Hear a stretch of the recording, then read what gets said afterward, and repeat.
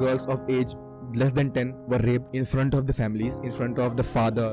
और जो गायों की इंटेस्टाइन होती थी उन्हें निकाल करके और जो मूर्ति थी भगवान की मूर्ति उन्हें माला की तरह पहना देते थे. This was going on a regular basis. There's a letter by Annie Besant जिन्होंने I guess a lot of बहुत लंबा लेटर है where she has described all the incidents that took place and she sent it to Gandhi. It was addressed to Gandhi. आप उस letter को पढ़ोगे ना तो आपको ऐसा फील होगा कि अगर लेटर मुझे लिखा गया होता तो मुझे आत्महत्या कर लेनी चाहिए थी. Really? क्योंकि उसमें जो रियलिटी लिखी थी कि असल में हो क्या रहा है वहाँ पे और आप क्या कर रहे हो.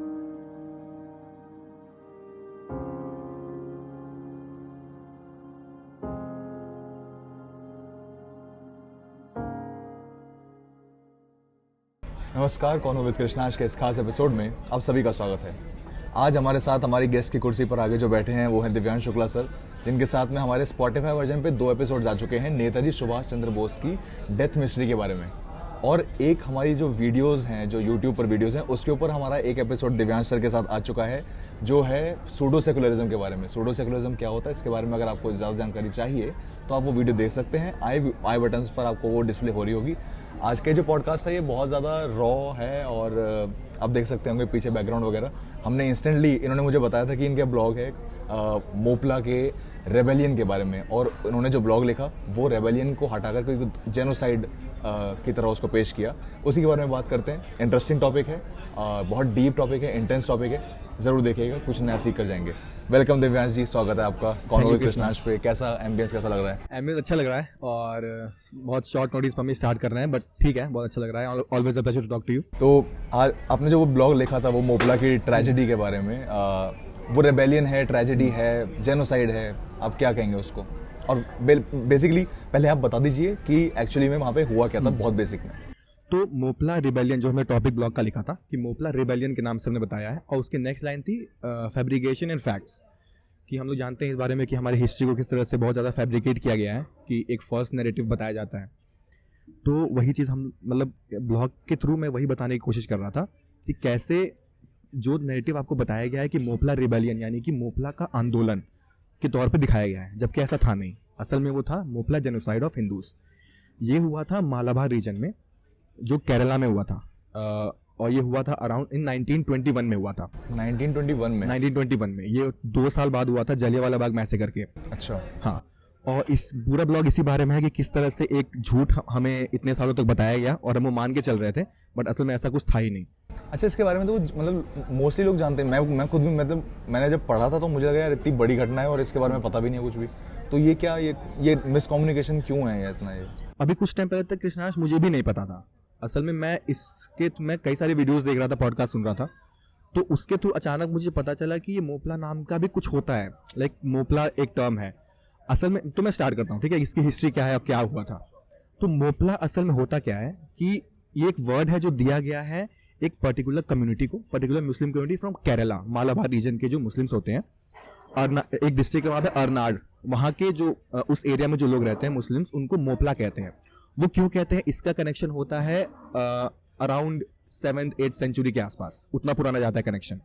वो ये हुआ था कि उस टाइम पे ट्रेड बहुत ज़्यादा होता था इंडिया और अरेबियन कंट्रीज में. ठीक है, कोस्टल रीजन है तो. हाँ, कोस्टल रीजन था मालाबार का जो कोस्टल रीजन है. तो ट्रेड बहुत ज़्यादा फ्रीक्वेंट होता था अरेबियन कंट्रीज से, और भी बहुत जगह होता था.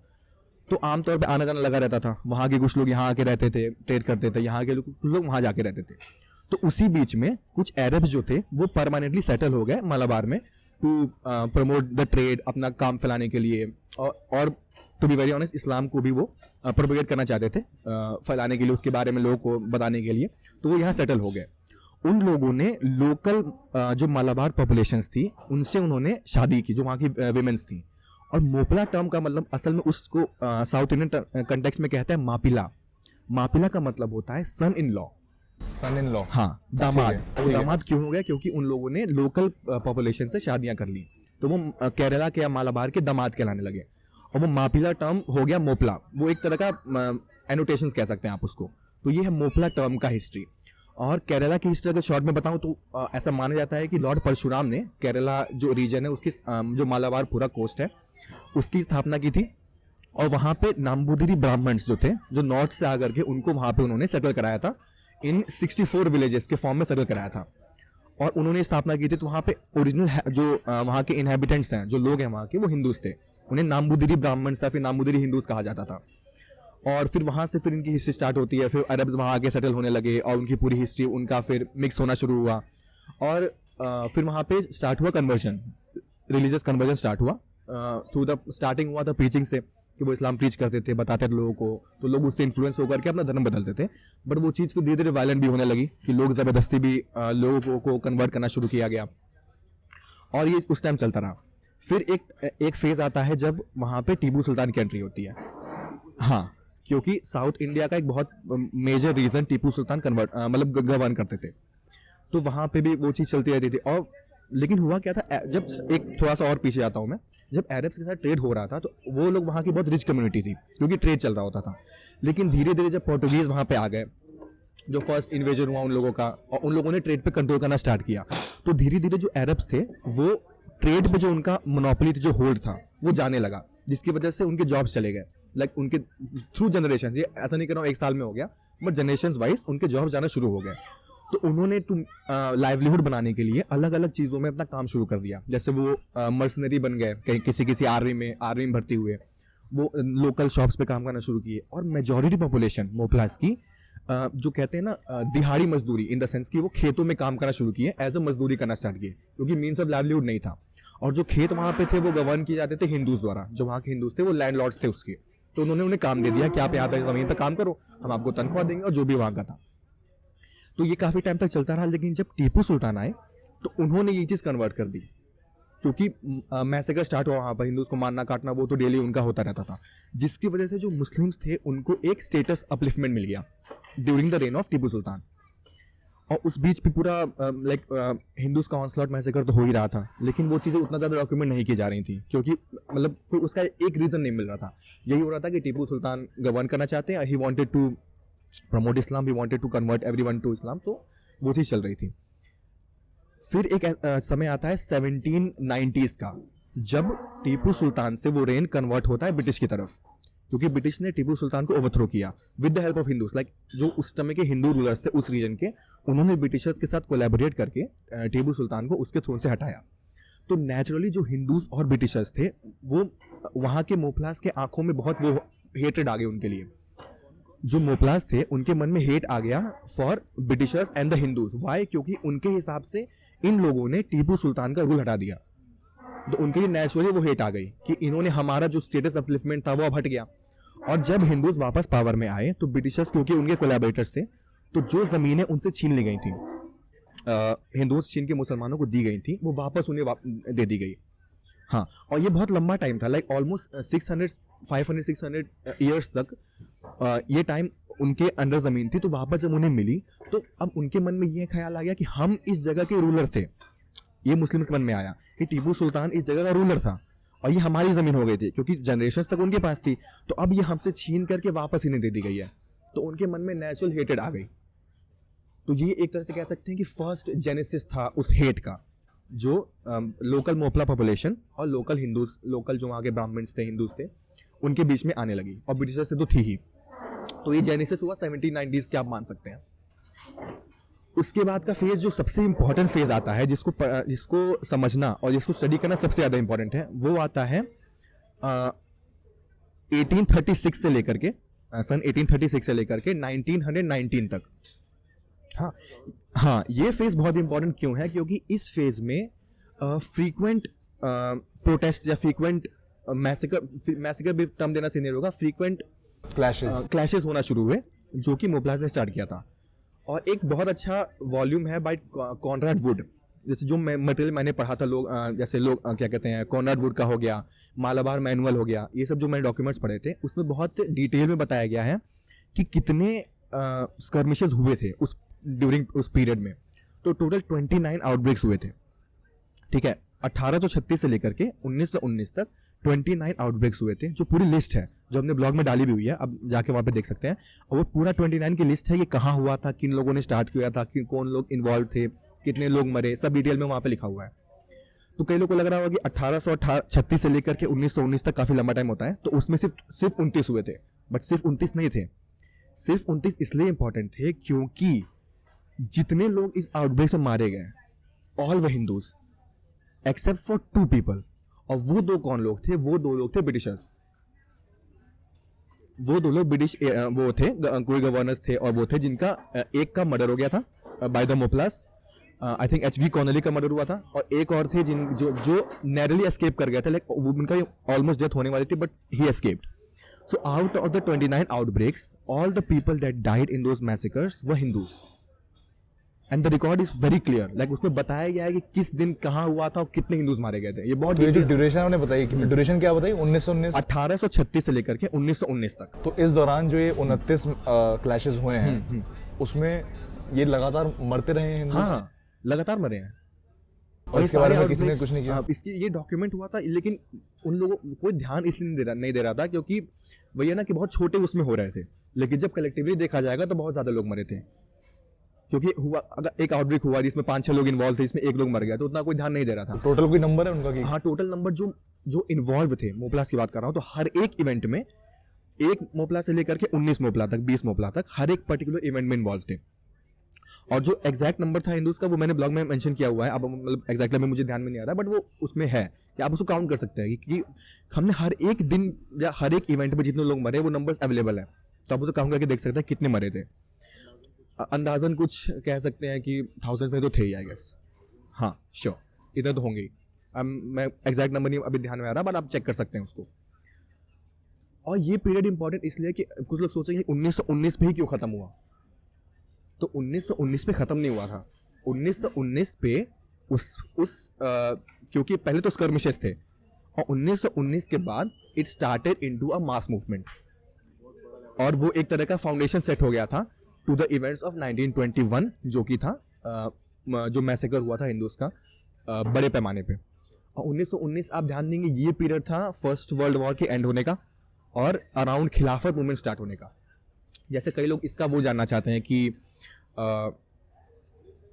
इसकी वो क्या थी, जो मैसेकर अगर 1836 से लेकर के 1919 तक को अगर हम साइड में करें भी, तो जो बड़े स्केल पे मैसेकर हुआ 1921 में, उसका क्या रीजन था, तो ये जानना लोग चाहते हैं कि इस पे क्या था। तो उसका जो मैंने रिसर्च करी, और उसके मैं जिस कंक्लूजन में पहुंचा, जो मैंने ब्लॉग में मेंशन भी किया है, उसके 2 रीजंस थे। पहला कह सकते हैं कि जो माइंडसेट था, माइंडसेट वहाँ के पॉपुलेशन का था, बेसिकली मोपला मुस्लिम्स का था, कि वो किस माइंडसेट से अपने काउंटर पार्ट हिंदूज को देख रहे थे, ब्रिटिशर्स को किस नजरिए से देख रहे थे। और दूसरा रीजन था खिलाफत मूवमेंट।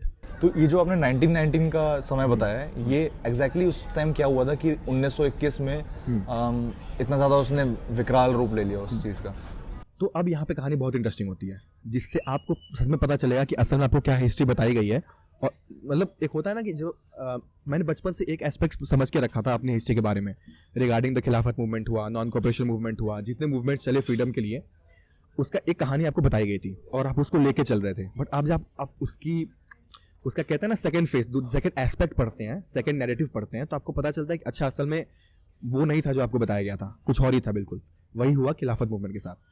तो बेसिकली खिलाफत मूवमेंट के बारे में हमें ये बताया जाता था, जो मुझे पता था, कि वो हुआ था अंग्रेज़ों के खिलाफ, एक खिलाफत मूवमेंट था। और उसका एक कनेक्शन दिया जाता है टू द टर्किश एम्पायर के थ्रू। उसकी डिटेल में जाते हैं कि हुआ क्या था असल में। तो 1919 में फर्स्ट वर्ल्ड वॉर ख़त्म हो रहा था। तो उसमें हुआ क्या, असल में जो जर्मनी और टर्की जो थे वो अलायंस में थे, एक साइड में थे अगेंस्ट द अलाइड पावर्स। तो जब वर्ल्ड वॉर स्टार्ट हुआ तो स्टार्टिंग में टर्की ने स्टेप इन नहीं किया था, वो वॉर में हिस्सा नहीं ले रहे थे। और उस टाइम पे जो लोकल मुस्लिम्स थे इंडिया के, आप एक चीज़ नोटिस करेंगे कि अब इसके बारे में जब पढ़ेंगे इसकी हिस्ट्री, तो जो टर्की के साथ जो भी हुआ, जो मैं भी बताऊंगा, उसका ज़्यादा इम्पैक्ट इंडियन मुस्लिम्स पे आया, इन द सेंस कि उन्होंने अपने ऊपर खुद ही ले लिया उसका इम्पैक्ट, बाकी जगह उतना नहीं हुआ था। वो क्यों हुआ था उसका मैं बताता हूँ। तो हाँ, तो स्टार्टिंग में टर्की जो था वो वॉर में हिस्सा नहीं ले रहा था, बट जब जर्मनी स्टेप इन किया तो टर्की, क्योंकि जर्मनी का एलाई था, तो टर्की को ना चाहते हुए भी जर्मनी के साथ हिस्सा लेना पड़ा।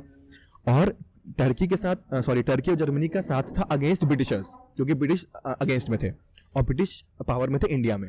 और इंडिया में उस टाइम ब्रिटिश और जो मुस्लिम्स थे उनकी एक बहुत अच्छी साठगांठ थी। क्यों?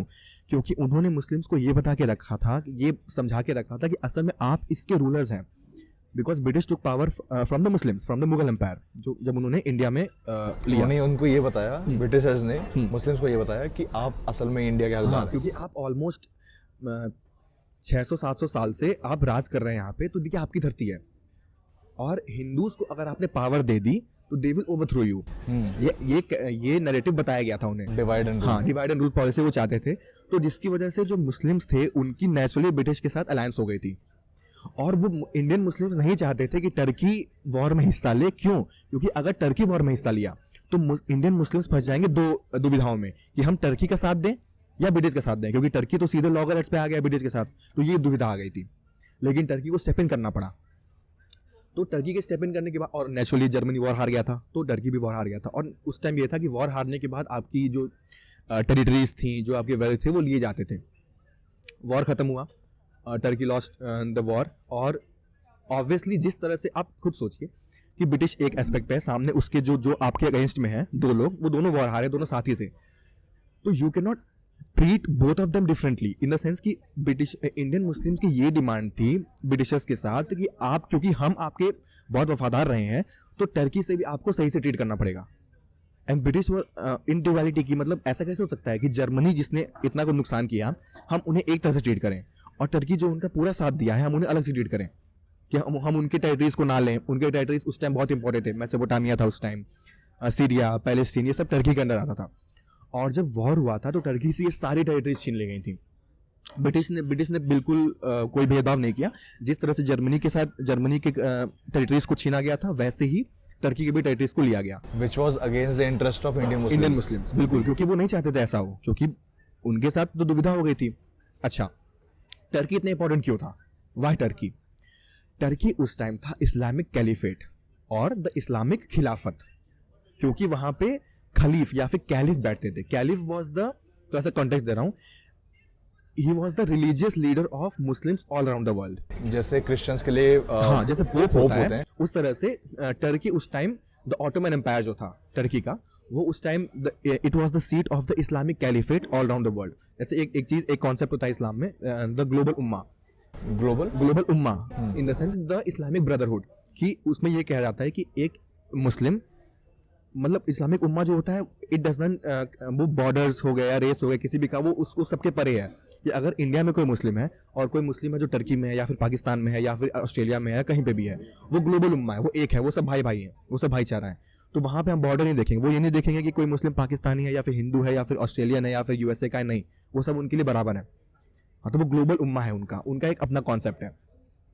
सो उसका एक रिलीजियस लीडर था जो खलीफ था, खलीफ जो कहते हैं, या फिर कैलिफ उसको इंग्लिश, वो एक व्यक्ति था जो पूरा रिलीजियस उसका वो गवर्न करता था। लाइक जो भी चीज़ें होती थी वो सब उनके ऑर्डर्स पे होती थी। और उसका कनेक्शन जाता है जब 7th सेंचुरी में, जब फर्स्ट इन्वेजन हुआ था सिंध में, फर्स्ट इन्वेजन हुआ था इंडिया में, वो भी कैलिफ के ऑर्डर पे ही हुआ था। अच्छा, लाइक उन्होंने कहा था कि आप जाइए, और जो उस टाइम जब वो क्या कहते हैं, जब फतवा जारी किया जाता था, तो वो भी उनके ही नाम पे किया जाता था, मतलब उनके डेजिग्नेशन के थ्रू किया जाता था। तो he was the religious leader. तो ये इसलिए टर्की बहुत इंपॉर्टेंट था उनके लिए रिलीजियस वो था। उनका ये था कि अगर टर्की खत्म हो जाता है तो मुस्लिम्स को ये डर था कि they will be reduced to the categories of Jews, like they will be labelled as a sect with no kingdom. Like फिर वो जूस की तरह हो जाएंगे, जूस के पास भी कुछ किंगडम नहीं था अपना। तो मुस्लिम को ये डर था कि अगर टर्की फॉल करता है तो वो भी जूस की तरह हो जाएंगे, कि एक रिलीजियस सेक्ट हो गया है जिसके पास कोई अपना किंगडम नहीं है अगर टर्की गिरता है। तो ये डर था उनके अंदर। बहुत सारी बातें, बहुत कॉन्फ्रेंसेस में बहुत सारे मुस्लिम लीडर्स गए ब्रिटिश से बात करने के लिए कि ऐसा हम ना करें, टर्की को अच्छे से ट्रीट करें। क्यों? क्योंकि हमने आपके साथ वफादारी दिखाई है। बट ब्रिटिश ऐसा नहीं कर सकते थे, क्योंकि उन्हें अपने अलाइज को भी तो जवाब देना था कि आप जर्मनी को अलग से ट्रीट कर रहे हैं बट टर्की को नहीं। तो ये दुविधा उनके मन में थी, और ये चीज़ बहुत ड्रामेटिक टर्न लेती है जब केमाल अतातुर्क ने टर्की का लीडरशिप लिया। ये जो मतलब ये जो फिर वो जब वो खिलाफत में उसमें बने, जब हाँ वो उनको खलीफ बनाया गया, वो यहाँ बहुत ड्रामेटिक टर्न हुआ इवेंट्स का। इसको आप ध्यान रखना, केमाल अतातुर्क, मैं इस पे आता हूँ अभी 2 मिनट में। अब यहाँ पे आते हैं जब खिलाफत मूवमेंट स्टार्ट हो रहा था, क्योंकि इंडियन मुस्लिम्स बहुत ज़्यादा खफा थे इस बात से कि जो भी हमारे साथ हुआ है, तो उन्होंने किया कि वो खिलाफत मूवमेंट स्टार्ट करेंगे टू फोर्स द ब्रिटिश, और टू जो भी आप नाम देना चाहें, कि to give back all the snatched territories from Turkey वो उनको वापस दीजिए आप, तो उसकी वजह से वो मूवमेंट स्टार्ट करेंगे। और ये महात्मा गांधी सपोर्ट करते थे। मैं उस पर आता हूँ अभी 2 मिनट। ठीक। हाँ, मैं उस पर आता हूँ कैसे वो स्टार्ट हुआ था। तो खिलाफत मूवमेंट के 2 सबसे इम्पोर्टेंट लोग जो थे वो थे अली ब्रदर्स, अच्छा। मोहम्मद अली जौहर एंड शौकत अली जौहर। ये 2 लोग थे, दोनों भाई थे, ये इसके सबसे इंपॉर्टेंट कैरेक्टर्स माने जाते हैं। और कानपुर में, I am not sure about the date, but Kanpur में एक मॉस्क गिराया गया था, ब्रिटिशर्स ने गिराया था। और साथ ही में एक टेम्पल भी था जिसको प्रोटेक्ट कर लिया गया। क्यों? क्योंकि कांग्रेस उस टाइम जो कि एक सॉर्ट ऑफ हिंदू संस्था मानी जाती थी, वो ब्रिटिश से बहुत ज़्यादा अलाइड थी, इन द सेंस कि उनकी साठ गांठ चलती रहती थी। तो इस वजह से उन्होंने टेम्पल को सिक्योर कर लिया, मॉस्क को नहीं किया। This was the important movement, क्योंकि यहाँ पे उन दोनों का राइज हुआ पावर में, वो पिक्चर में आए, अली ब्रदर्स, ये दोनों पिक्चर में आए। इन लोगों ने ये लोग एक कॉन्फ्रेंस में भी गए थे, शायद ब्रिटेन गए थे, जहाँ पे इन लोगों ने अपनी ये बात रखी कि आप टर्की को सारी टेरिटरीज वापस लौटाइए। दे वर लाफ्ड एट, लाइक ये एस्पेक्ट बाहर भेजा गया तो ब्रिटिशर्स ने उनको हंस के हटा दिया, क्या बात कर रहे हो, ऐसा नहीं हो सकता, इम्पॉसिबल है ये। वो वापस आए and then they started the Khilafat committee, not the movement. I come to the Khilafat movement in a while. It was the Khilafat committee in the sense कि एक लोग आए जो लोग अपना प्रोटेस्ट स्टार्ट करना चाहते थे।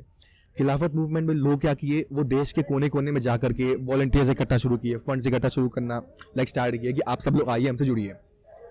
Muslims around the country, they started volunteering, they started collecting funds, but that was not enough to convert it into a mass movement. तो ये चीज़ उनको दिक्कत कर रही थी, और क्योंकि इसमें ना बहुत सारे स्कर्मिशेस भी हो रहे थे, क्योंकि उनके मन में धारणा बैठ गई थी कि वो वाली बात कि if you are not with me you are against me. तो जो भी लोग वो हिंदू से भी बात करने गए थे, बट हिंदूज को इनसे कोई कनेक्शन नहीं था कि हम आपके इस टर्की वाले जो भी कनेक्शन है उसमें हमारा क्या लेना देना है, हम तो इंडियन है। हाँ। और हमें उससे क्या कनेक्शन, आपको टर्की से क्या मतलब है, तो हम आपके इस मूवमेंट में साथ नहीं देंगे। बट ये चीज़ उन मुस्लिम्स के लिए बहुत वैसी एस्पेक्ट हो गए थे कि इफ आप मेरे साथ नहीं है तो आप मेरे खिलाफ। सो मैंने बात की थी कि जैसे जब Kemal Ataturk came to power in Turkey, so he was the khalif of that time. So he thought, वो सबसे इंपॉर्टेंट एस्पेक्ट था कि सारा जो मतलब जो इंडियन मुस्लिम्स की डिमांड थी वो सारी धरी की धरी रह गई उसके सिर्फ एक एक्शन से। उसने क्या किया, what he did is, see khalif is one person, एक पर्सन होता है जो खलीफ कहलाता है, ठीक है। व्हाट ही डिड, जो उस टाइम का पार्लियामेंट था, ही turned the parliament into a caliphate. Okay, so now the first time in the history of Islam, Khalif was not a person but an entity. Okay, because he thought, and after that he took it to another step.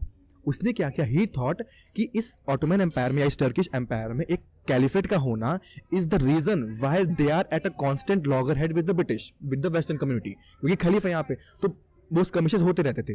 So what he decided, he first converted the parliament into a caliphate, and after a while he destroyed the concept of caliphate altogether. So now there was no khalif, there was no caliphate in Turkey. So तो सारी demand आपकी थी कि आपको वहाँ पे caliphate बनानी है, वो तो धरी की धरी रह गई. And this was the time which started the series of massacres around the country, which was saying कि मालेगांव, लखनऊ, मध्य प्रदेश, मालाबार, जो भी हुआ. जब कैलिफेट खत्म हो गया तो अब आपकी डिमांड्स धीरे धीरे, मतलब उसका कोई मतलब ही नहीं रह गया, और फिर भी वो कंटिन्यू हो रही है. तो किस लिए, तो उनके पास अब इंडियन मुस्लिम के पास कोई चारा नहीं था, अब करें क्या. So what they started killing. They had no option what to do. Now they have taken some steps in this direction. Now they can't come from backwards. So they started killing. Series of massacres, bloody massacres started taking place. Violent massacres started taking place. And well, Gandhi kept on relentless. He kept on going. Hindu-Muslim unity. And एक चीज बहुत लोग बोलते हैं जो मैंने बहुत बारे में सोची कि whatever movement Gandhi started, non-cooperation, quit India, whatever it was, वो उन्होंने बीच में खत्म कर दी. It never went on to conclusion. The quit India movement भी इसीलिए खत्म हो गया क्योंकि वहां पे चौरी चौरा में मैसेज पुलिस स्टेशन जलाया गया तो वायलेंस हो गया, तो खत्म कर दो. But not in this case. Why? Because he had to please the Ali brothers, he had to please the Khilafat movement, and he had to continue so called the Hindu Muslim unity which he was talking about. This was the case which Gandhi, it's very hard for me. People always ask me कि गांधी को लेके क्या opinion है, and I'm very confused. I'm still not able to make an opinion for Gandhi, whether he was a good guy or bad guy or जो भी था. So क्योंकि I don't know why is it necessary to form an opinion. Yeah, it's true. See, in present time it's always like आप इस तरफ हो या उस तरफ हो, बीच वाली बात नहीं आती. So वही बात है ना कि if you can't शायद जैसा दीपक ने ये बात कही थी कि सी गांधी को ऐसा वी हैव उन्हें हमने भगवान का दर्जा दे दिया है, राइट। महात्मा हमने उन्हें कहा he had flaws, lot of things he did was not right, so it is okay to criticize Gandhi his actions, what बहुत सारी चीज़ उन्होंने सही की थी, बहुत सारी चीज़ गलत भी की थी, so दोनों एस्पेक्ट पेश करिए ना, don't like idolize someone so much कि you cannot criticize, and जैसा दीपक said is very rightly, see if Shri Rama can be criticized, why can't Gandhi be criticized? We all criticize Shri Ram कि उन्होंने सीता के साथ क्या किया, जो भी किया वो सब सही है, and not Gandhi because वो Gandhi was Mahatma and all जो भी है. So if he can be criticized, Gandhi should also be criticized on what he did wrong. What he did right, we still praise him. We call him Mahatma, father of our nation. और ये अंधभक्ति नहीं होती है। ये अंधभक्ति नहीं होती है। No. That's not अंधभक्ति. That's not अंधभक्त and गंधभक्त and whatever they say. But ठीक है, सबका अपना ओपिनियन है। तो वहाँ पे skirmishes होना शुरू किए, मैसेकर्स हुए, बहुत लो स्केल पे हुए, बट हुए। Suddenly, out of nowhere, a large amount of Hindu support started coming for the Khilafat movement. Hindus en masse started supporting the Khilafat movement, and this was the aspect that converted the Khilafat committee into a Khilafat movement all around the country. And you asked why? The reason was Mohandas Karamchand Gandhi. And why did he support? So Gandhi had started the non-cooperation movement around that time in 1990.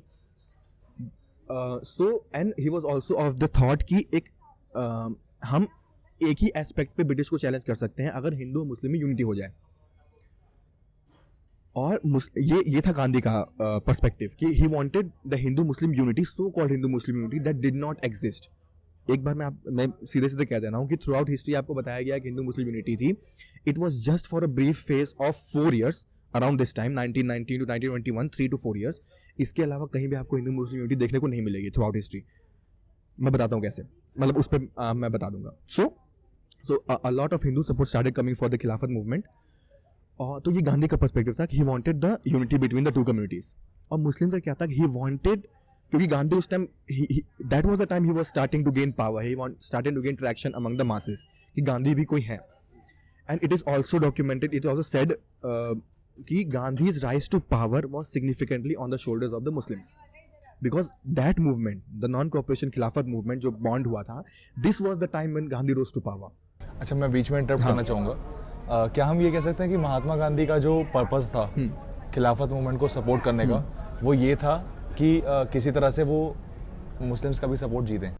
Exactly, यही था. हाँ बिल्कुल, क्योंकि Hindus का already उनके पे था. हाँ, क्योंकि हिंदूज का सपोर्ट था गांधी को, they were with गांधी, तो जो गांधी कहेंगे उनके साथ हमें जाना पड़ेगा.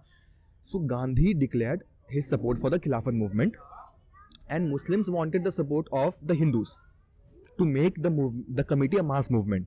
So दोनों की अपनी स्वार्थ था जिसकी वजह से यूनिटी आई इन दोनों के बीच में. बट इसका एक जो सबसे इम्पोर्टेंट एस्पेक्ट जो लोग भूल जाते हैं कि जो कि कहा जाता है कि Gandhi's idea of non violence and his idea of non cooperation was accepted, but his idea of non violence was not. ये बहुत इंपॉर्टेंट है कि गांधी का जो नॉन कोऑपरेशन का मुद्दा था, जो उनका विचार था, वो सब ने मान लिया, लेकिन जो उनका नॉन वायलेंस का था, अहिंसा का था, वो किसी ने नहीं मानी. क्योंकि आप ये जानते होंगे कि जब एक और मूवमेंट हुआ था, जब गांधी ने शायद जो क्विट इंडिया मूवमेंट हुआ था, उसमें जब एक जगह है गोरखपुर के पास चौरी चौरा, जो चौरी चौरा कांड हुआ था, वहाँ पर जब वो इंसिडेंट हुआ, जब पुलिस स्टेशन जलाया गया, लोग मरे, तो वो गांधी इतना ज़्यादा दुखी हो गए उससे कि ये वायलेंस कैसे हो गया. उन्होंने वो मूवमेंट खत्म कर दिया, कॉल ऑफ कर दिया था कि वो मूवमेंट नहीं होगा क्योंकि इतना ज़्यादा वायलेंस हो गया है. बट वही वायलेंस जब इस खिलाफत मूवमेंट के टाइम पे हुआ, जब मोपला मुस्लिम्स ने हिंदूज को ऑन मास मारा, तो उन्हें कोई दिक्कत नहीं थी इस चीज़ से. उन्होंने मूवमेंट को कॉल ऑफ नहीं किया, और उन्होंने क्या बोला वो मैं आगे बताऊंगा. अच्छा, तो जो खिलाफत मूवमेंट है और जो मोपला मैसेकर था, वो कैसे लिंक्ड है? Direct connection. Like there is a direct connection in the Khilafat movement and the Mopla massacre. How? So we'll go according to तो उसमें ये हुआ कि हाँ, हिंदू वो सपोर्ट आ गया और ऑन मास ये चीज़ स्टार्ट होने लगी. बट स्टिल उसमें एक दिक्कत आ रही थी. बहुत सारे हिंदूज थे जो गांधी से तो अलाइंड थे, but they were not ready to support the Khilafat cause, क्योंकि they had no connection, they had no reason to support the Khilafat cause. Why would they support? So frequent killings and frequent skirmishes started taking place around the country. Lucknow, Malegaon Madhya Pradesh, Delhi and lots of regions in South India. वहाँ पे बहुत सारे news आने लगे कि massacre हुआ है, Hindus को मारा गया है, टेम्पल्स गिराए गए हैं, रेप हुआ है, मर्डर हुआ है, हर चीज़ हुई है, ये सब कुछ रिपोर्ट हो रहा था। But Gandhi went on relentless, he was somehow taking forward the Hindu Muslim unity. I don't know what unity he was talking about, और वो चले जा रहा था। ठीक है, अब एस्पेक्ट आता, अब चलते हैं डाउनवर्ड्स इन द कंट्री। अब हुआ क्या वहाँ पे मालाबार रीजन में? हाँ, मालाबार में क्या हुआ? So there was a conference, a Khilafat conference in Arnad district, जो कि एपिसेंटर था उस वायलेंस का। अर्नाड डिस्ट्रिक्ट है केरला में, वो दिस वाज द एपिसेंटर। तो 1920s में खिलाफत कॉन्फ्रेंस हुई थी, which was attended by lot of prominent Congress leaders.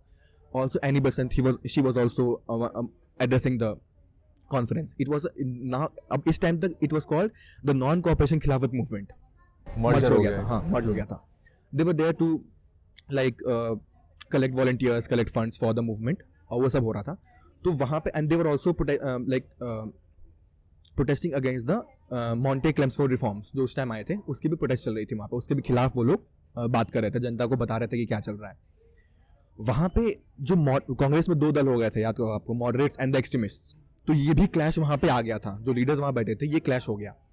But because of the large amount of support of the Moplahs वहाँ पे जो थे, तो जो मॉडरेट्स थे उनको दबा दिया गया, इन द सेंस उसकी आवाज़ दबा दी गई, और नॉन कोऑपरेशन और जो खिलाफत का एजेंडा था जिसके बारे में वो लोग आए थे, उसको ग्रीन सिग्नल दे दिया गया कि हाँ यहाँ से भी अब सपोर्ट आएगा। ठीक है, Annie Besant was not very much हाँ सपोर्ट ऑफ द जो भी वहाँ पे हुआ था, but she was nevertheless it's okay, जो होगा देखते हैं आगे। अब फिर ये अब वहाँ पे हुआ क्या था, लोकल खिलाफत कमिटीज़ बनना शुरू हो गई, अलग अलग डिस्ट्रिक्ट्स में 2-3 कमिटीज़ बनना शुरू हो गई, जो लोग वॉलंटियर्स इकट्ठा करते थे। People started declaring leaders as Khilafat kings in those times.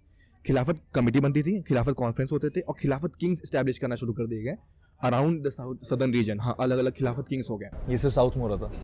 हर जगह हो रहा था, बट साउथ में प्रोमिनेंटली हो रहा था। उसमें भी एक बहुत बड़ा नाम था वीके हाजी, ये अर्नाड की बात कर रहा हूँ। He was Khilafat king, one of the Khilafat kings, जिसने अपने आप को इस्टेब्लिश किया था। Originally he was appointed to collect funds and collect volunteers, but eventually he started gaining power, gaining traction among the masses, and he self declared himself as the Khilafat king. एक छोटा aspect और आता है कि जो लोग मोपला रिबेलियन की बात करते हैं, वो था द एग्रेरियन इशू, जो ज़मीन को लेकर के इशू हुआ था। बस मैं कनेक्शन बता रहा हूँ।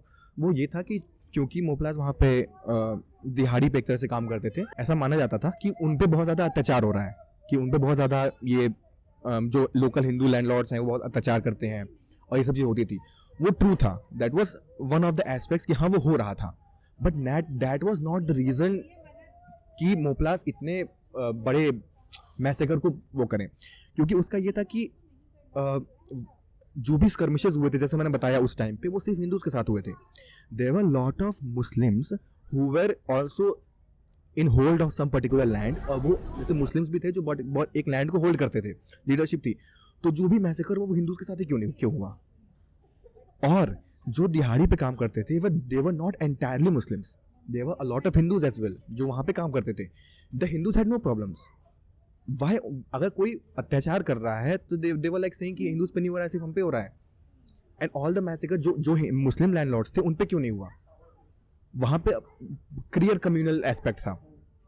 और एक चीज़ कही जाती है कि किसी भी कोई भी इवेंट हिस्ट्री में हुआ है तो आप कैसे डिसाइड करेंगे, जो मैंने ब्लॉग में मेंशन किया है, कि आप कैसे डिसाइड करेंगे कि वो कम्युनल था कि नहीं। वो डिसाइड होता है कि उस इवेंट के जो प्रोमिनेंट लोग थे, प्रोमिनेंट स्पीचेस दिए गए जिसकी वजह से लोग इन्फ्लुएंस्ड हुए, वो कम्युनल थे कि नहीं। और यहाँ पर थे, यहाँ पे थे, मैं बताता हूँ। सो मैंने बता दिया टर्की का कनेक्शन, और कैसे माइंडसेट हो गया था कि वो पहले से ही हिंदूज को हेट करना स्टार्ट कर दिए थे। दे हैड द, तो धीरे धीरे पता नहीं कैसे लोग इस चीज़ को देख नहीं पाए कि इट वॉज कमिंग, कि जो 1921 में हुआ, क्योंकि कॉन्फ्रेंसेस हो रहे थे। और तो अब सीधे आते हैं कि 1921 में असल में हुआ क्या, कि कैसे वो इग्नाइट हुआ, उस दिन हुआ, और असल में कितने लोग इन्वॉल्व थे। So Britishers and the Hindus had literally no idea what was going to happen. उन्हें बिल्कुल अंदाजा नहीं था कि 21 of August, I guess that it is 21 August 1921 को सुबह 11 बजे कह रहा हूँ क्या होने वाला था। ये फर्स्ट फेज था, first phase of attack on the Hindus.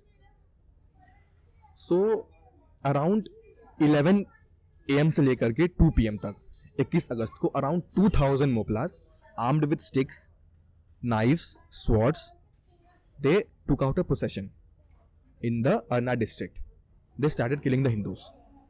अच्छा. 2000 लोग स्टार्ट किए, Out of 2000 से nowhere, स्टार्ट हुआ था, अचानक out of से. nowhere, अचानक से. और इसकी एक खास बात है कि ना इसमें जो प्रोटेस्ट होता था उसकी प्रिपरेशन होती थी. लाइक उन्हें सफ़ेद कुर्ता पजामा पहन के स्टार्ट करना है, अपने जो भी उनके जो रिलीजियस लीडर्स हैं उनका आशीर्वाद लेना है, उनके सामने वो मतलब सजदा करना है, और उसके बाद वो निकलेंगे. None of the protesters had the mindset of returning alive. They were there to get martyred in this cause. Why? Because they had the concept of jannat, कि आप इस अल्लाह के काम में जा रहे हैं और आप ये काम करके जन्नत जाएंगे, जो उन्हें बताया गया था. तो they had no mindset of coming back. वो सुबह उठते थे, वो जाते थे, मारकाट मचाते थे, और जब सब कुछ हो जाता था तो they would choose either a temple, a मस्जिद, अ प्रोमिनेंट हाउस, और वो उसके अंदर बैठ जाते थे. And they were waiting for the British authorities, British officers to come. और जब वो वहाँ आते थे तो दे वुड एक मास मूवमेंट में निकलते थे कि उन पर हमला करना है. They were not there to run away. आप बात सोचिए, अगर आपने एक पर्टिकुलर टाइम तक अपना काम खत्म कर लिया, आप वहाँ बैठ के वेट कर रहे हैं ब्रिटिश के आने का, आप वहाँ से गए क्यों नहीं? Because they had no mindset of returning back. They wanted to get shaheed, like उन्हें मरना था इसमें. तब ब्रिटिश आते थे तो वहाँ पे क्लैश होती थी, तो वो उन्हें they used to kill the Moplahs. ये होता था, ये हो रहा था. सो मैंने बताया कि 2000 लोग निकले and they started killing Hindus on mass, regardless of age, regardless of gender, regardless of where they come from, friends, families, anyone, they were massacring them on mass, जो कहते हैं. और ये हो रहा था ब्रिटिशर्स और हिंदूज के अगेंस्ट. हिंदूज के अगेंस्ट. ब्रिटिशर्स ना. नहीं. This was particularly against the Hindus. जो ब्रिटिशर्स मरे, they were just in the form of retaliation. अच्छा. They destroyed the railway lines, destroyed the roads, क्योंकि वो जो रीजन है वो बहुत हिली रीजन है. वहाँ पे इजिली क्या कहते हैं, कम्यूट करना बहुत मुश्किल है.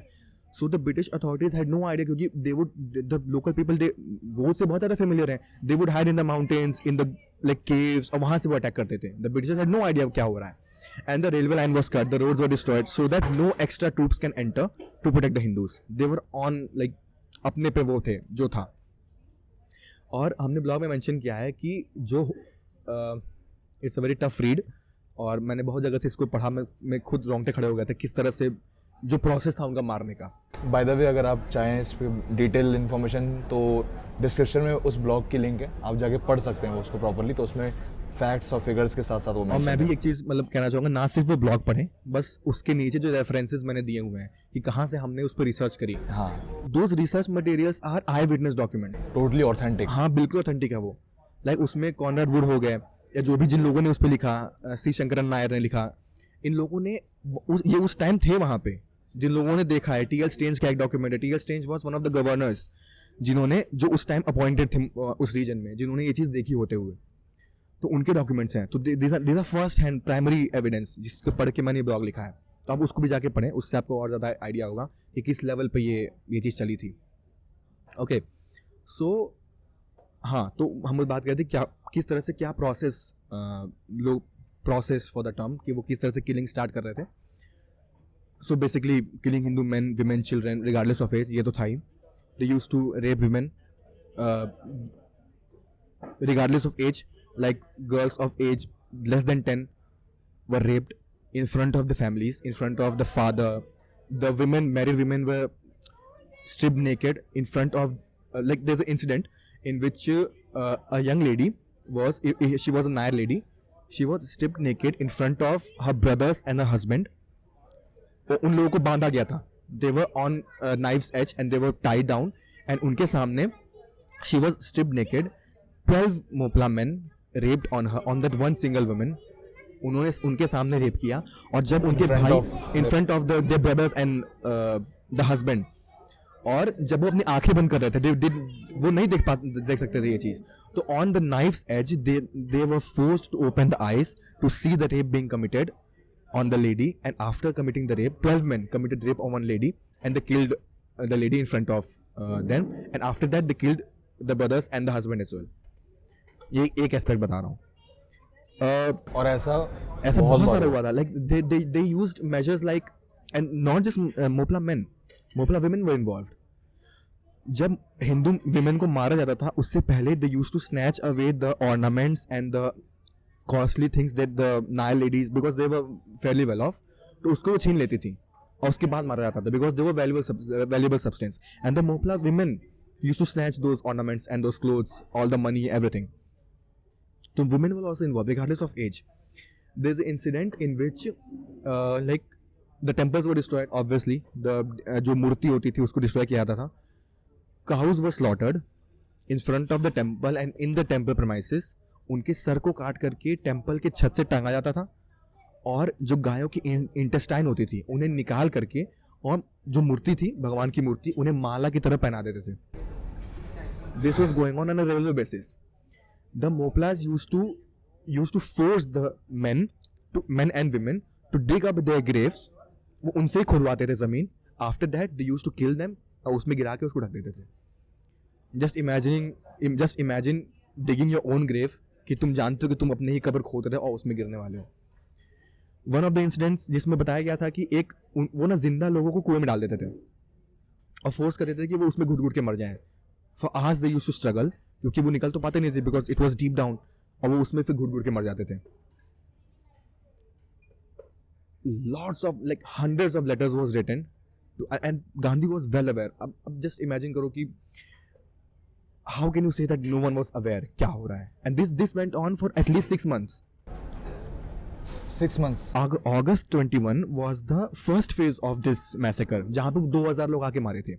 जो मैं अभी एस्पेक्ट बताया जहाँ पे ये सब हुआ था, this was the second phase which started in the month of November, in the month of September and continue till नवंबर. इतनी लंबी ड्यूरेशन के दौरान ना कांग्रेस ने कुछ किया, कुछ नहीं, ना महात्मा गांधी नथिंग ने कुछ किया.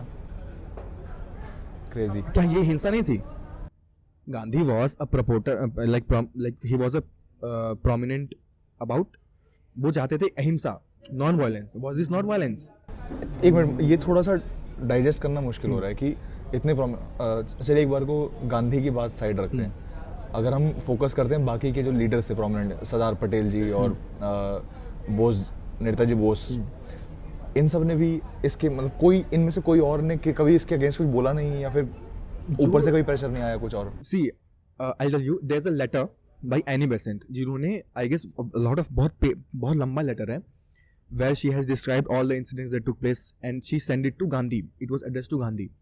आप उस लेटर को पढ़ोगे ना तो आपको ऐसा फील होगा कि अगर लेटर मुझे लिखा गया होता तो मुझे आत्महत्या कर लेनी चाहिए थी. Really? उसमें जो रियलिटी लिखी थी कि असल में हो क्या रहा है वहाँ पे और आप क्या कर रहे हो. अच्छा, so basically it was like a reality check for. हाँ, reality check like in the sense कि मैं आपको लेटर लिखूं ये बताते हुए कि असल में यहाँ पे क्या हो रहा है and still you are friends with those Ali brothers जो उस मूवमेंट की, जिस खिलाफत मूवमेंट की वजह से ही वो हुआ था और उसके लीडर्स हैं अली ब्रदर्स और आप अभी भी उनसे मतलब भाईचारा बना के रख रहे हो. व्हाई? आप किस हिंदू मुस्लिम यूनिटी को प्रमोट कर रहे थे? It did not exist. This was the Hindu Muslim unity. इसमें मेरा एक छोटा सा क्रॉस क्वेश्चन है, please don't take it otherwise. जैसे हम बोलते हैं कि if you are not with me so you are against me, तो अगर हम इसका कन्वर्स करें कि if you are not against me you are with me, क्या ये सही होगा कहना? See, everyone has the right to make a choice. It's not always about if you're with me or if you're against me. Okay, just imagine a normal Hindu at that time. What reason does he have to support the Khilafat cause? Just Mahatma Gandhi. That's it. Even if you take away Mahatma Gandhi, just imagine कि अगर just आप वहाँ पे हो और मैं आपसे पूछूँ ये हमारा cause है, टर्किश वो है, आप हमारे साथ आ जाओ. Why would he come? उसका क्या रीजन है? He is a Hindu, he is an Indian, वो भारतीय है, उसका क्या कनेक्शन टर्की से? सही बात. There is no global ummah for like Hindus. हमारे लिए हमारी मातृभूमि सबसे ज्यादा जरूरी है. ओके, हम क्यों जाए टर्की के सुल्तान के लिए और उनकी राइट्स के लिए लड़ने के लिए? पहले उस टाइम हमारे देश में इतना कुछ चल रहा है, हम पहले अपने देश के लिए लड़ें कि बाहर के लिए लड़ें? इट्स लाइक आज जो चल रहा है, जो अभी हमास और जो भी केस चल रही है वहाँ पे Muslims in India are supporting for what connection do you have with them? आपको उससे क्या मतलब है? प्लस उस टाइम पे आप बता रहे हैं कि जैसे जो वहाँ पे जो खलीफा होते थे वो हिंदूज के अगेंस्ट वहाँ पे वो कराते थे, होता था. उसके बावजूद अगर वो मतलब उनके पास क्या ही रीजन बचेगा? So just because they were not with you, तो उसका ये भी तो नहीं था कि ठीक है आप जाओ, हम आपके साथ नहीं है बट हम आपको रोकेंगे यहाँ से. They were not saying that. They were saying okay, you have a connection, you have your own reasons, you go ahead, I don't want to be part of it. But that the Muslims that time they took it as a sign of rebellion कि ये हमारे against में है. Would you blame it on Ali brothers? Not one of the aspect goes to Ali brothers, but not entirely on them. All right. It goes on the mindset that was given to the Muslim population. It was a lot of reason has to go on Gandhi as well, because in spite of knowing all this, एक statement आया था उनका सिर्फ, और वो statement था, I'm paraphrasing it, I'm not exactly quoting it, and it was, it's sad what has happened in Malabar. It shouldn't have happened. That's it. That's it. That's it. Just imagine 6 months a population has been massacred.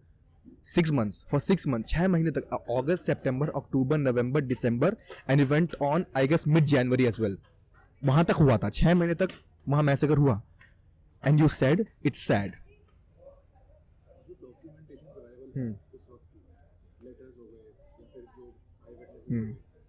you sure कि उन्होंने क्या उनसे हम ये conclude कर सकते हैं कि मोहनदास करमचंद गांधी जी को ये सब आइडिया था कि एग्जैक्टली 100%. अब मैं नहीं कह रहा हूँ ये आप, हाँ आप उस लेटर्स पढ़िए ना, जो लेटर्स एनी बेसेंट ने लिखे, वहाँ की जो लोकल लीडर थी, I am forgetting her name, उन्होंने लेटर्स लिखे थे to Congress, to Gandhi, to everyone prominent leaders, and no heed was paid. Annie Besant का लेटर को अगर आप पढ़ेंगे तो आपको आंसू आ जाएंगे. जो इंसिडेंट्स उन्होंने डिस्क्राइब किए क्या हुआ था, there is a incident where you can see like एक बॉडी पड़ी हुई थी of a pregnant woman who was cut from her belly and the dead child was protruding out of the belly. ये हुआ था वहां पे, मतलब प्रेग्नेंट लेडी का पेट चीर दिया गया था और उसमें से बच्चा आधा निकला हुआ वहां पे मरा हुआ पे मिला. The lady was also dead. There's also ये फोटोग्राफ है उसकी, ये डॉक्यूमेंटेड है. आई गेस फोटोग्राफ्स भी अवेलेबल होंगी. उस टाइम कहाँ उतने फोटोग्राफ्स किए जा पाते थे, and it was also a time of huge massacre. But see, there are multiple records available, not just any percent, multiple records. So Nair ladies जो बच गई थी, they all I guess 99 or 100 in number, they went to one of the local queens of that region and they requested her क्या क्या उनके साथ हुआ था, किनके साथ रेप हुआ, कितने मर्डर्स हुए, सब कुछ. And that lady had written a letter to Gandhi and to the I guess Congress as well, जो मैंने ब्लॉग में मेंशन है, आप पढ़ सकते हैं उसको. There is also a mentioned incident की a lady was, उन्हें बांध करके an infant जो उसका 1.5 साल का बच्चा था, उसकी आंखों के सामने he was cut down in half. बच्चा the बच्चा was cut down in half and handed over to the lady and they went away. एक या 1.5 साल का बच्चा था. This was going on in the Hindu Muslim unity that was promoted by Gandhi. Non-violence. As I said कि उन्हें उनके non cooperation के आइडिया को अपनाया गया था, बट नॉन वायलेंस के नहीं. This was the state of affairs going on for 6 months, and I have there's numbers available कि कितने लोग involved थे उसमें, and I have also calculated from I guess 2 to 3 reports which is available on the internet. बहुत आसानी से मिल जाएगा. Close to 48,000 मोपलास were involved during this period of 6 months. 48,000 मोपलास थे, 48,000? हाँ, जिन्होंने ऑनस्लॉट मैसेकर किया था. And to remind all of you and जनता को बताने के लिए कि 48,000 was the size of an army in those times. Right. उस टाइम की आर्मी 50,000 के आसपास होती थी. और उस वक्त पॉपुलेशन भी कितनी थी. 48,000 मोपलास इन्वॉल्व थे जो 6 महीने तक मारते रहे, and people had no idea कि कैसे रोकना है, इन्हें क्या करना है. They were all silent. No actions were taken. खत्म होने की कगार पर फिर ये कैसे आया? खत्म होने की कगार पे अब like after a time I guess November December में when British started intervening, British authorities came to their senses कि कैसे करना है, and when they entered the field, then this was Hindus also retaliated. Last aspect में जनवरी के time पे आप document देख सकते हैं कि कुछ स्तर हद तक हिंदूज ने भी सेल्फ डिफेंस में आना शुरू किया, but they were not in that number. वो ब्रिटिश आए, they started arresting, killing people, जो रोकना स्टार्ट किया, तब जा करके वो मिड जनवरी के अराउंड आई गेस आकर के रुका. और मतलब जहाँ तक मुझे आइडिया है कि जो आपने मालामार का जो ये बताया इंसिडेंट, जैसे कश्मीर का जो जेनोसाइड हुआ था वो था, तो ये सब तो it is very similar to what happened in Kashmir. हाँ, I am relating it. It is very similar. हाँ, टोटली. और ये दोनों चीज़ें तो मुझे जहाँ तक पता है कि मैंने एक लिस्ट देखी थी एक वक्त पे, तो उसमें मेरे ख्याल से ये दोनों तो बस पार्ट है उसका, उस बड़ी सी लिस्ट का, which has happened throughout the history, the noted history. This type of treatment against Hindus has happened in Malabar, has happened in the northwest frontier province, the Sindh region. उसमें एक जगह आती है, I'm not नाम नहीं याद आ रहा मुझे, नॉर्थ वेस्ट फ्रंटियर प्रोविंस जो था, उसमें मालेगांव में ये हुआ था. अच्छा. मालेगांव, पालघाट, या आई रिमेम्बर ना, पालघाट में हुआ था. It is region in the north west, जो सिंध अब पाकिस्तान में चला गया है शायद वो, तो उस वहां पे हुआ था. वहां पे ये हुआ था. इट वाज द पॉपुलेशन की 93% पॉपुलेशन पालघाट में वाज, आई गेस, वहां पे मुस्लिम पॉपुलेशन थी. Kohat, I am sorry, Palghat नहीं, कोहाट वो, पालघाट तो ये हुआ था जहाँ पे साधुओं का वो तो अभी कटा है, मैं कंफ्यूज हुआ. कोहाट में हुआ था. Kohat is the name. 93% population वहां पर मुस्लिम्स की थी एंड 7% वो Hindus. And there was an incident, मैं छोटे से बताता हूँ वो क्या हुआ था वहां पे and what was Gandhi's response. You can imagine Gandhi state of what he was promulgating. Okay, so there was an article in a newspaper in which a Muslim leader had made fun of a Hindu god. ठीक है, और उसके response में एक reporter जो था वहां पे, जर्नलिस्ट टाइप का आप कह सकते हैं, उसने एक आर्टिकल डाला अगेंस्ट द मुस्लिम्स. ठीक है, इट वेंट ऑन सो, इतना ज्यादा उनमें गुस्सा आ गया कि he was forced to bend on his knees. उन्होंने माफी मांगी मुस्लिम से कि मैंने ऐसा पोस्टर डाला. हाँ, after that the Hindus were forced to leave the place. Emigration हुआ था वहां से. 7% Hindus in those region were thrown out. Reporter ने एग्जैक्टली क्या किया था? He response में, like he had issued a poster, I guess, on an article about what had been, जो पोस्टर जो मुस्लिम ने डाला था उसके अगेंस्ट में उन्होंने डाला, उसके रिस्पॉन्स में डाला था वो, और उसे माफी मांगनी पड़ी. And the 7% population had to leave that place. And when they requested Gandhi, what he said, and it is, I can quote it, आप इसे मल्टीपल अकाउंट से पढ़ सकते हैं. गांधी said कि unless and until the Muslims in Kohat grow a heart to welcome you back in that region, the Hindus should not go. This was Gandhi's response, कि जब तक मुस्लिम्स अपने दिल में वो आपके लिए प्यार वापस ना आ जाए तब तक आप वहाँ ना जाएं. और ये बातें ऐसी है कि मन में अगर कुछ है और वो यहाँ बोल दो अभी, तो फिर जेल हो जाएगी. पक्का हो जाएगी. And isn't this what happened in Kashmir? हाँ, डेफिनेटली. इतना 75 साल होने को आज़ादी को, और उसके बाद एडेड कुछ साल कि जो ये सारे इंसिडेंट्स हुए थे, उसके बाद भी we are refraining ourself from speaking the total truth. अभी भी नहीं बोल पा रहे, खुलकर नहीं बोल पा रहे, फिल्टर लगाए जा रहे ऑब्वियसली. इसमें मैंने एक ब्लॉग में एक चीज़ और बताई है कि 3 एस्पेक्ट दिए जाते हैं इसके लिए, जो मैं कनेक्शन बताऊंगा जो प्रेजेंट टाइम में बहुत रेलेवेंट है, आपको सब क्लियर हो जाएगा, जो बिल्कुल प्रेजेंट टाइम में हो रहा है. 3 एस्पेक्ट बताए जाते हैं कि उस रिबेलियन क्या है, उस मैसेकर का रीज़न क्या था. पहला जो हमने बताया कि जेनोसाइड हुआ था, कम्युनल नेचर. सेकंड ये था कि वहाँ पे जो हिंदूज थे, जो लैंडलॉर्ड्स थे, वो मुस्लिम्स पे अत्याचार करते थे, तो रिबेलियन हुआ. अच्छा. एक हुआ जेनोसाइड, एक हो गया रिबेलियन. और तीसरा बहुत इंटरेस्टिंग एस्पेक्ट है कि because some of the Moplahs paid shelter to the Hindus, जब वो मैसेकर्स हो रहे थे तो कुछ लोगों ने shelter they the. So it was not entirely communal. कुछ लोग थे जो ऐसा कर रहे थे और कुछ लोग थे जो ऐसा नहीं कर रहे थे. वही जो फेमस कुछ लोग argument, just because some people are doing, you can't blame the entire community, है जो भी कहते हैं आप. उसमें प्रेजेंटली आप कनेक्शन ला सकते हैं कि just because the Hindus in Kashmir, the Kashmiri Hindus were, वही है ना कि क्योंकि मोपला का एग्जाम्पल लीजिए कि वहाँ पे जो हिंदूज थे वो लैंडलॉर्ड्स थे, they came from a status of respect, और वो बहुत वेल्दी थे, तो वो अत्याचार करते थे, इसलिए उन्होंने रिबेल किया. Same in Kashmir, because the Kashmiri Pandit were had a status, so जो मुस्लिम्स ने किया वो रिबेल किया, उन्हें वहां से भगा दिया. सिमिलर तो है. बिल्कुल. It's like saying you are so sure about what happened in Gujarat, it was communal, बिल्कुल कम्युनल था वो जो भी हुआ, but not here. It was peasant rebellion. Peasant rebellion killed thousands and lakhs of Hindus. Peasant rebellion was like that कि 6 महीने तक आप मारते रहो. Peasant rebellion. And we have been subjected to this false reality for years. और पहली बात, rebellion में ये नहीं होता है कि आप प्रेग्नेंट वुमेन को काट दो, काट के मार रहे हैं, उसको raping women, रेप हो रहे हैं. dozens and dozens of people are raping. This is not women. rebellion. This is not rebellion. This is not peasant rebellion. हाँ, this is terrorism. This is terrorism. This is genocide. And that's why we are saying it is a Hindu genocide by the hands of the Mopla population of Malabar.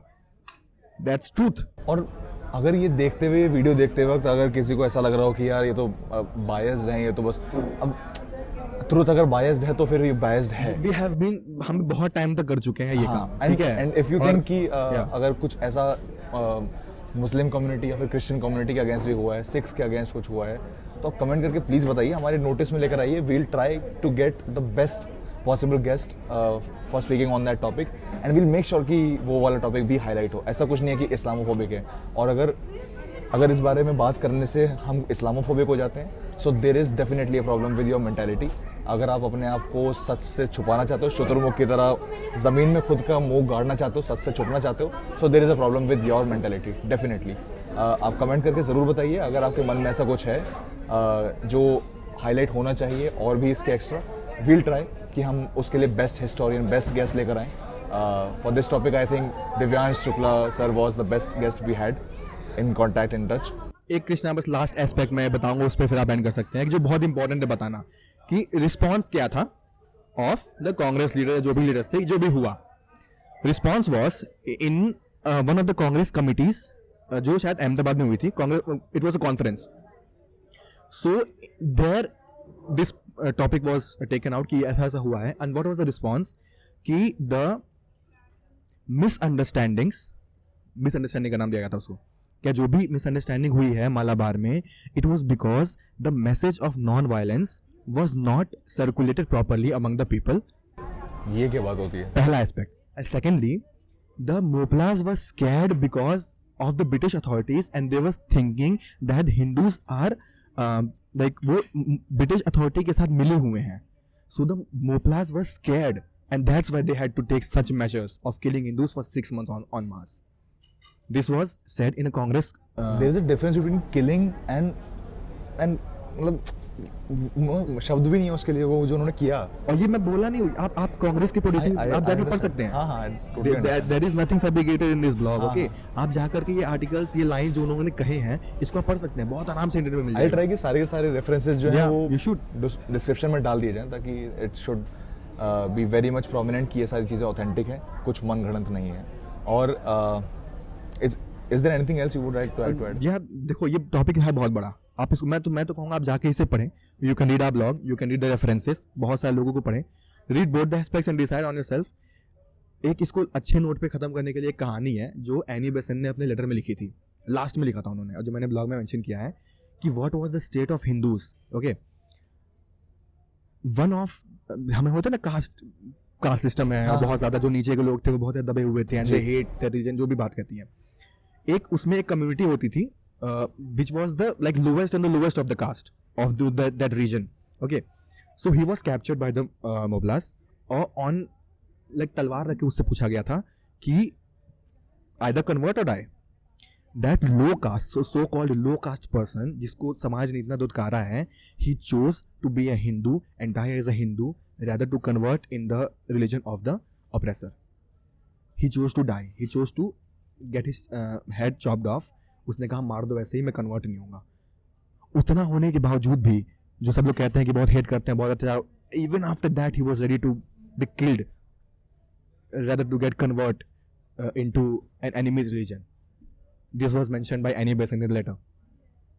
This was the state, and it is so sad, unfortunate to read when I was reading it, and I was मुझे अपने पे इतना बुरा लग रहा था कि मुझे कैसे नहीं पता था इसके बारे में, कैसे नहीं पता था. How can you not know? I hope this podcast begins a discussion at least कि ऐसा भी कुछ हुआ था, क्योंकि आप में से जितने देख रहे हैं, आई एम श्योर कि आप में से बहुत लोगों को नहीं पता होगा कि ऐसा कुछ हुआ भी था. ये होता क्या, मोपला क्या होता है? मुझे इस पॉडकास्ट से पहले लगता था कि मोपला किसी जगह का नाम है. सोचो, साल 1.5 साल पहले तक मुझे भी नहीं पता था. आई गेस इस साल 1 साल में मैंने इसके बारे में पढ़ना स्टार्ट किया. I found it through some of the videos, some of the podcast that I used to listen. उससे मुझे पता चला कि मोपला मैसेकर हुआ था ऐसा कुछ 1921 में. Towards the end of this podcast I would like to just say one thing. See, हमारी इस विषय में जो भी डिडक्शंस हैं या फिर हमारा जो जजमेंट है पर्सनल, या जो हमारा पर्सनल ओपिनियन है, एटलीस्ट मैं वो यहाँ पे शेयर नहीं करूँगा, because as a podcaster I have a responsibility to be non biased. Simple. मेरा एक है एक ओपिनियन, लेकिन मैं वो यहाँ शेयर नहीं करूँगा. गेस्ट जो हमारे हैं, दिव्यांश सर भी, और ऐसे टॉपिक्स पे जितने भी हमारे गेस्ट होते हैं, वो अपना ओपिनियन कभी शेयर करते हैं, कभी नहीं करते, बट मैं कभी नहीं करूँगा. You have your independence, you have your freedom to form your own opinion, your own vision on this thing. अब इसके ऊपर आपको अपना ओपिनियन बना करके कमेंट्स में भद्दी भद्दी गालियाँ लिखनी है, या इसके बारे में और डीप डाइव करना है, पढ़ना है, या इसको एक नॉर्मल पॉडकास्ट की तरह इग्नोर कर देना है, आगे बढ़ जाना है एंटरटेनमेंट वीडियोस पर, ये आपके ऊपर है। लेकिन हाँ, एक चीज़ ज़रूर कीजिएगा कि कम से कम इस बारे में आपने अगर सुन लिया है तो इसको एटलीस्ट एक्नॉलेज करें कि हाँ ऐसा कुछ हुआ था और वहाँ पर कई लोगों को मारा गया था। कम से कम उन लोगों का, जो लोग मरे हैं जिस हैवानियत के साथ उनको मारा गया, कम से कम उसको डिसरिगार्ड प्लीज़ मत कीजिएगा कभी भी जीवन में, चाहे वो इस मैसेकर की बात हो चाहे वो किसी भी मैसेकर की बात हो, कभी भी डिसरिगार्ड मत कीजिएगा, क्योंकि वो बेइज्जती है उस सारे के सारे जो वहाँ पे इंसिडेंट्स हुए हैं। एंड मैं सच बता रहा हूँ कि जब आप मुझे बता रहे थे कि मेरे गूज बम्स आ गए थे और मैं समझ नहीं पा रहा था कि मैं प्रोसेस कैसे करूँ, मैं इमेजिन भी कैसे करूँ। लाइक कोई अगर मैं इमेजिनेशन में भी बोलता ना ये चीज़ तो मैं वो भी ना मान पाता। And that's happened in reality. They say na reality is stranger than fiction. Yeah, so That's true. that's kind of undigestible, but yes, it would have happened for sure. मुझे इसमें कोई दो राहें लग नहीं रही हैं, बिकॉज आई एम अवेयर कि किस लेवल की हेट लोगों के मन में रही है हमेशा से। इस पॉडकास्ट को एक पॉजिटिव एंड पर ख़त्म करना बहुत मुश्किल है। So thank you so much for watching this podcast. आप लोगों ने यहाँ तक देखा, बहुत बहुत शुक्रिया देखने के लिए। अगर आपको लगता हो कि ये पॉडकास्ट लोगों तक पहुँचना ज़रूरी है, ये इन्फॉर्मेशन लोगों तक पहुँचना ज़रूरी है, प्लीज़ शेयर कीजिएगा अपने नेटवर्क में, लोगों को बताइएगा इसके बारे में, पढ़िएगा इसके बारे में, और कम से कम, फिर से बोल रहा हूँ, कम से कम इसको डिसरिगार्ड मत कीजिएगा उनकी मौत को, ठीक है। इमोशंस पे नहीं खेल रहा हूँ उसके, but genuinely thank you so much for watching this podcast. Thank you sir, वापस आइएगा कभी एक और पॉडकास्ट पे। Of course, of Thank you. course. Love to talk to you. Thank you.